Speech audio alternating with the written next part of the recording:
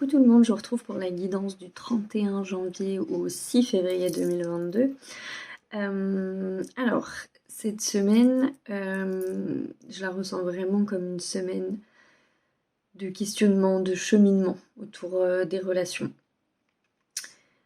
Notamment, on nous demande de revisiter nos relations passées et présentes. Avec un peu plus de justesse pour regarder à la fois ce qui nous convient plus, mais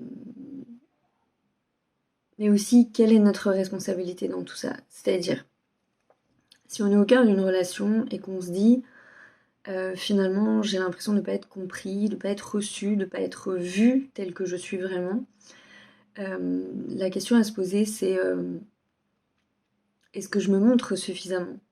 Est-ce que j'ai laissé jusqu'ici exprimer ma pleine puissance au cœur de cette relation ? Il y a beaucoup de guérisons qui sont à l'œuvre, il peut y avoir des choix et des positionnements qui sont nécessaires. J'ai envie de dire que s'il y en a qui sont nécessaires à faire, j'ai vraiment la sensation qu'ils vont se faire d'eux-mêmes. C'est-à-dire que là, on ne nous demande pas de mentaliser quoi que ce soit, on nous demande vraiment de réfléchir à ce qui nous convient pas, à ce qui nous gêne, à ce qui nous met mal à l'aise, là où ça fait mal, ça dérange. Et à partir de cet espace, on nous demande de demander, de demander à ce que les choses soient soldées, guéries, à savoir comment se positionner. Et j'ai presque envie de dire que c'est les événements en fait qui vont venir se placer sur notre route pour qu'on puisse faire des choix et prendre les décisions qui s'imposent dans nos vies.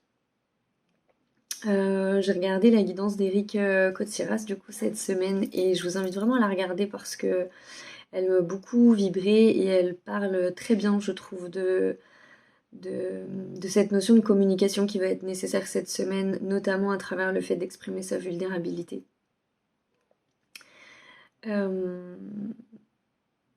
Et voilà, je l'ai trouvée très intéressante, donc je vous la conseille vraiment. Voilà. Les deux derniers points, donc on nous demande de dépasser des schémas de pensée et des croyances qu'on pouvait avoir, soit par rapport à soi-même et par rapport à nos limites, soit par rapport à ses relations et ou par rapport à des relations passées et à ce qu'on croyait de ces relations passées.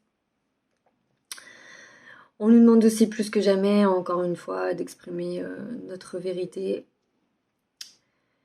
d'accueillir les changements, même s'ils sont désagréables ou surprenants. Je pense qu'ils peuvent être surprenants en ce moment beaucoup.